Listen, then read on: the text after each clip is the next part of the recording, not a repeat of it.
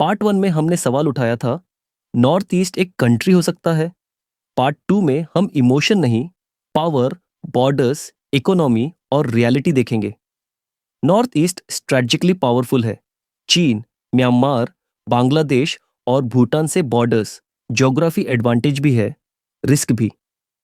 Prompts, country होने का मतलब सिर्फ लैंड नहीं, बॉर्डर मैनेजमेंट भी है। इलीगल माइग्रेशन, स्मगलिंग, इंसर्जेंसी, ये थियोरेटिकल नहीं, रियल चैलेंजेस हैं। नॉर्थ ईस्ट की पॉपुलेशन कंपैरेटिवली कम है। कंट्री बनने पर man power planning, defence recruitment और एडमिनिस्ट्रेशन इमीडिएट सवाल बनते। Hydro power, oil, gas, biodiversity, resources मौजूद है, लेकिन रिसोर्सेज होना इकोनॉमिक इंडिपेंडेंस की गारंटी नहीं। लिमिटेड इंडस्ट्री, लॉजिस्टिक्स डिपेंडेंसी और मार्केट एक्सेस, ये फैक्टर्स इकोनॉमी को वल्नरेबल बनाते हैं। कंट्री बनने पर currency, trade policy, foreign exchange सब जीरो से बनाना पड़ता। यह डेकेड्स का प्रोसेस है। इंडिया की मिलिट्री प्रोटेक्शन हटते ही नॉर्थ ईस्ट को खुद डिफेंस संभालना होगा। रीजनल जियोपॉलिटिक्स में यह आसान नहीं। कंट्री बनने का सबसे कठिन हिस्सा international recognition, UN membership, treaties, diplomacy automatic नहीं होते। नॉर्थ ईस्ट खुद एक्सट्रीमली डाइवर्स है। Tribal autonomy, language rights, power sharing, ये इंटरनल चैलेंजेस बनते एक सेंट्रल गवर्नमेंट सब स्टेट्स को इक्वली सेटिस्फाई कर पाएगी। फेडरल वर्सेस यूनिटरी मॉडल, ये बड़ा सवाल है।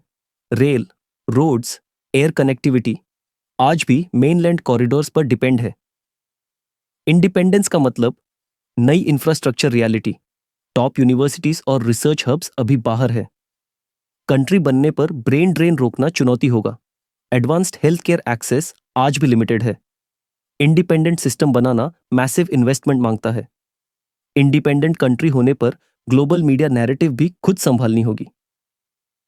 परसेप्शन मैनेजमेंट स्टेट रिस्पॉन्सिबिलिटी बन जाती है। न्यू कंट्री अक्सर हाई सिक्योरिटी स्टेट बन जाती है। सिक्योरिटी और फ्रीडम के बीच बैलेंस आसान नहीं। रीजनल ट्रेड डील्स फेल हुए तो इकोनॉमी आइसोलेट हो सकती है। स्मॉल कंट्रीज के लिए यह कॉमन रिस्क है। तो सवाल उठता ही क्यों है? क्योंकि नेग्लेक्ट, रेसिज्म और साइलेंस लोगों को हाइपोथेटिकल सोचने पर मजबूर करते हैं। आइडेंटिटी की मांग हमेशा सेपरेशन नहीं होती, अक्सर यह रिकॉग्निशन की मांग होती है। इंडिया के भीतर कॉन्स्टिट्यूशनल ऑटोनॉमी, रिप्रेजेंटेशन और रिस्पेक्ट, ये रियलिस्टिक सॉल्यूशंस है। Indian market access, defence cover और डिप्लोमेटिक स्ट्रेंथ, ये बेनिफिट्स हाइपोथेटिकल इंडिपेंडेंस में खो सकते हैं। कंट्री बनना रोमांटिक लगता है, लेकिन कॉस्ट, इकोनॉमिक, सिक्योरिटी, सोशल बहुत रियल होती है। डेटा यह नहीं कहता कि सेपरेशन सॉल्यूशन है। डेटा कहता है better integration plus accountability solution है। नॉर्थ ईस्ट की असली मांग इक्वल रिस्पेक्ट, सेफ्टी, रिप्रेजेंटेशन और serious listening. North east as a country एक सवाल है, सॉल्यूशन नहीं, सॉल्यूशन है। इंडिया के भीतर नॉर्थ ईस्ट को सीरियसली लेना। Welcome to existence, you.